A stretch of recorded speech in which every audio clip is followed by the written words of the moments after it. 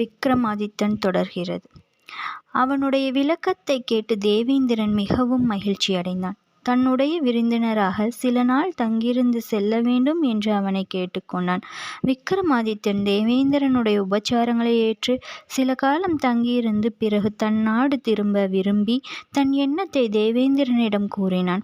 தேவேந்திரன் 32 பதுமைகள் அமைந்த நவரத்தினங்களால் இழைக்கப்பட்ட மிக அழகான ஒரு சிம்மாசனத்தை விக்ரமாதித்தனுக்கு அன்பளிப்பாக அளித்து, இந்த நவரத்தின சிம்மாசனத்தில் இருந்து நீர் 1000 ஆண்டுகள் நல்லாட்சி நடத்துவீர். இந்த 1000 ஆண்டு என்பது நீர் இந்த சிம்மாசனத்தில் அமைந்திருக்கும் காலத்தை ஒட்டித்தான் அமையும் என்று கூறி மேலும் விலை உயர்ந்த அன்பளிப்புகள் பலவற்றை அளித்து அவன் நாட்டிற்கு அனுப்பி வைத்தான். விக்ரமாதித்தன் தேவேந்திரனுக்கு நன்றி தெரிவித்துவிட்டு அவன் அளித்த பரிசு பொருட்களுடன் உஜ்ஜயினி மாகாளிப்பட்டினம் வந்து சேர்ந்தான். விக்ரமாதித்தன் தனியாக ஒரு கொலு மண்டபத்தை கட்டி அதிலே நவரத்தின சிம்மாசனத்தை அமைத்து அதில் கொலுவீற்றிருக்கத் தொடங்கினான். விக்ரமாதித்தன் தனக்கு நவரத்தின சிம்மாசனம் கிடைத்த விவரத்தை பட்டியிடம் கூறியிருந்தான்.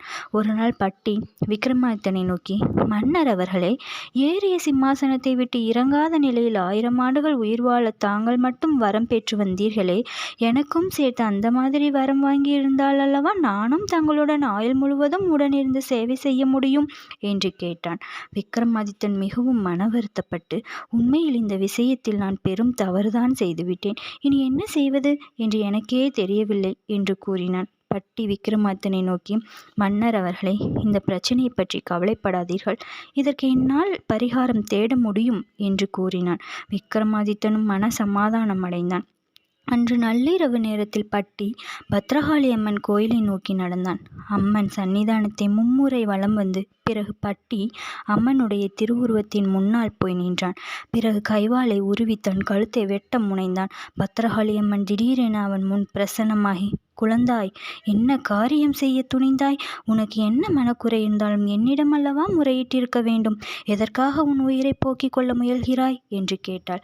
பட்டி பத்ரகாளி அம்மனை வணங்கி பலவாறாக துதித்து, அன்னையே, என்னுடைய மன்னன் விக்ரமாதித்தன் தேவலோகம் சென்று நவரத்தின சிம்மாசனம் ஒன்றை அன்பளிப்பாக பெற்று வந்திருப்பதுடன் 1000 ஆண்டுகள் சிம்மாசனத்திலிருந்து இறங்காமல் ஆட்சி நடத்துவதற்கு வரம் பெற்று வந்திருக்கிறார்.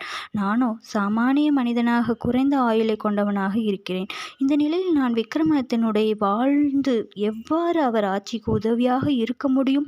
ஆகவே குறைந்த ஆயுளுடன் வாழ்க்கை நடத்துவதை விட என் வாழ்க்கையை முடித்துக் கொள்வது நல்லதே என்று எண்ணியே என் கழுத்தை துண்டித்து கொள்ள முயன்றேன் என்று கூறினான். குழந்தாய், என்னிடம் நீ என்ன விரும்புகிறாய் என்று அம்மன் வினாவினாள். பட்டி விக்ரமாதித்தன் தொடரும்.